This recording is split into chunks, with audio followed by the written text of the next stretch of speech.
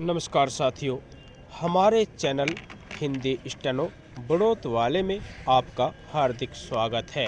आज की डिक्टेशन दैनिक जागरण संपादकीय में से 90 वर्ड पर मिनट की स्पीड से रहेगी।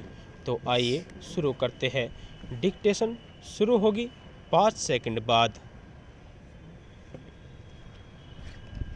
अर्थव्यवस्था के कोरोना से उबर आने के चलते यह स्पष्ट था कि इस बार का आम बजट कुछ भिन्न होगा। अंततः ऐसा ही हुआ। मोदी सरकार के वर्तमान कार्यकाल का आखिरी पूर्ण बजट प्रस्तुत करते हुए वित्त मंत्री निर्मला सीतारमण ने यह स्पष्ट किया कि इस वर्ष 9 राज्यों के विधानसभा चुनाव और अगले वर्ष आम चुनाव होने के बाद भी सरकार लोक लुभावन राजनीति से दूर रहेगी। यह इसलिए उल्लेखनीय है क्योंकि कुछ राजनीतिक दल रेवड़ी संस्कृति को बढ़ावा देने में लगे हुए हैं। ऐसे समय मोदी सरकार ने यह तय किया कि वह रेवड़ी संस्कृति को बल देने के साथ स्थान पर देश के समुचित विकास को वरीयता देगी। यह बजट इस ओर केवल संकेत ही नहीं कर रहा, बल्कि आने वाले 25 वर्षों में देश को विकसित राष्ट्र बनाने के लक्ष्य को रेखांकित भी करता है। बजट के माध्यम से यह साफ संदेश दिया गया है कि सरकार विकास दर के साथ खपत बढ़ाने के लिए प्रतिबद्ध है। इसके लिए उसने आधारभूत ढांचे को विकसित करने हेतु बजट आवंटन बढ़ा 10 लाख करोड़ रुपये करने की घोषणा की है।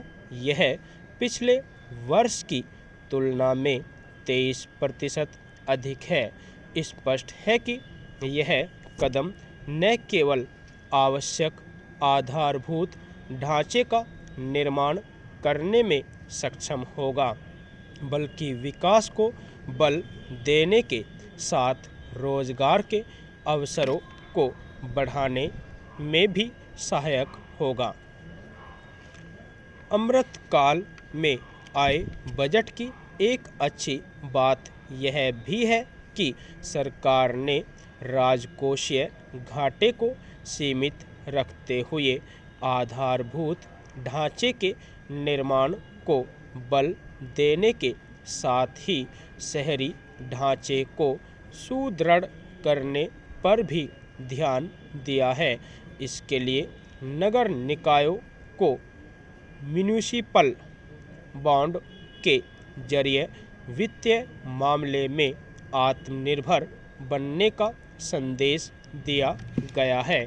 इस संदेश को सही तरह ग्रहण किया जाना चाहिए, क्योंकि शहर अर्थव्यवस्था के इंजन होते हैं। तमाम चुनौतियों के बाद भी बजट के जरिए मध्य वर्ग को कर राहत देने के लिए जो कदम उठाए गए, वे यही संदेश दे रहे हैं कि सरकार सबका साथ सबका विकास के अपने मंत्र को लेकर सचेत है। इसी तरह प्रधानमंत्री कौशल विकास की नई योजना के साथ किसानों की आर्थिक स्थिति संवारने वाले कदम उठाकर सरकार ने यह भी बताया कि वह देश के विकास में सबकी भागीदारी बढ़ाना चाहती है।